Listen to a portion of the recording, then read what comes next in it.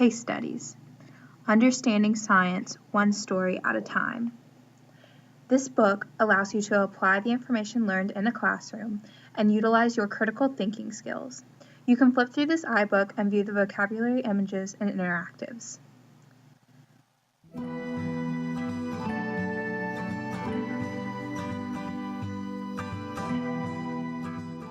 This is a directed discussion case study about a young girl, Allie. Students will begin by hypothesizing what they believe is wrong and continue to assess the situation as more symptoms present themselves. This past summer, I completed a fellowship at St. Jude Children's Research Hospital.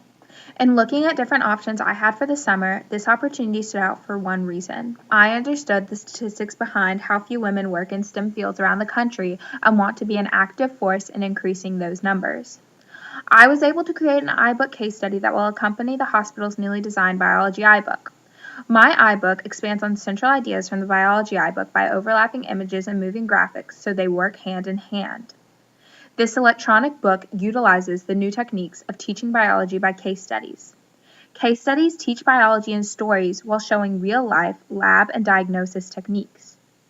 These types of stories and graphics force students to truly understand and apply the information instead of just using rote memorization. In order to appropriately ask questions to make students think, I learned and employed applicable words from Bloom's taxonomy. Every written question in this iBook attempts to dissuade students from copying and pasting information from the text. Rather, the questions encourage students to make inferences and develop a hypothesis about Allie, the patient. This act teaches them lab and diagnosis techniques critical to their development as students and scientists. Along with engaging the students, these stories make STEM more interesting. Often students veer away from the STEM fields because they are too hard or too much work, but to survive in this world they must have critical thinking skills. This iBook instills that into them, so given any subject they will be able to combine the knowledge from the classroom with the information learned from an interactive text.